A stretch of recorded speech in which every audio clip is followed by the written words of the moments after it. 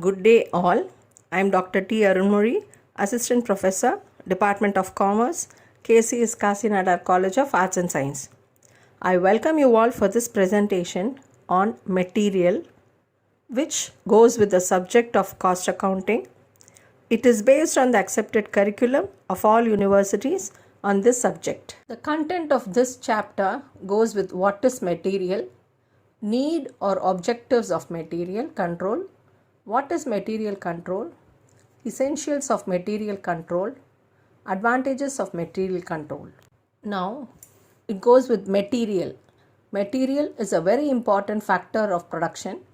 It includes physical commodities used to manufacture the final end product. The major objective of the cost accounting is cost control. Every element of cost has to be effectively controlled. Out of the three elements of cost, that is material, labor and expenses, materials form a major chunk of our cost of production. Need or objectives of material control.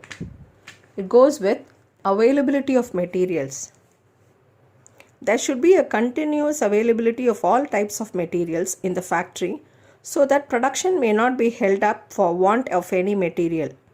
Minimum quantity of each material is fixed to permit production to move on to schedule. Second point is no excessive investment in materials. There should be no excessive investment in stocks. Investment in materials must not tie up funds that could be better used in other activities. Overstocking should be avoided, keeping in view the disadvantages it carries. For this purpose, a maximum quantity is assigned to each item of material above which stock should not be exceeded. Reasonable price. While purchasing materials, it is seen that it is purchased at a reasonably low price. Quality is not the sacrificed at the cost of lower price. The material purchase should be of that quality alone which is needed. Minimum wastage. There should be a minimum possible wastage of materials while these are being stored in the godowns by storekeeper or used in the factory by the workers. Wastage should be allowed up a certain level known as normal level of wastage, and it should not exceed that level. Risks of spoilage and obsolescence of the materials must be avoided. For this purpose, a maximum quantity of each material is determined and a proper method of issue of materials is followed. Information about availability of materials should be made continuously available to the management so that planning of production may be done. The storekeeper can supply this information because he keeps an up-to-date record of every item of stocks under a proper system of material control. Material can be easily misappropriated by employees because generally misappropriation of cash is considered to be more serious than misappropriation in kind. Therefore, this requires an internal check on materials, which is a part of material control. Aspects of material control. There are two aspects of material control as given below. Accounting aspect. This aspect of material control is concerned with maintaining documentary evidence of movement of materials at every stage right from the time of sales and production. Budgets are approved to the point when materials are purchased and actually used in production operations. Second point is operational aspect. This aspect of material control is concerned with the maintenance of material supplies at a level so as to ensure that material is available for the use of production and production services as and when required by minimizing investment in materials. Material control is a system which ensures that right quality of material is available in the right quantity at the right time and right place with the right amount of investment. Essentials of material control. Coordination. Effective control of material requires effective coordination among the departments involved in purchasing, receiving and inspection, storage, production, sales and accounting departments, so that adequate materials are available for continuous production and sales. At the same time, excessive investment in materials and overstocking are avoided. Centralized purchasing. In order to economize the buying and to avoid reckless buying of raw materials, the purchasing function is to be centralized. Proper scheduling of materials requirements ensures availability of materials at the right time. Classification and codification of material leads to easy identification and proper control of materials. Receipt of materials.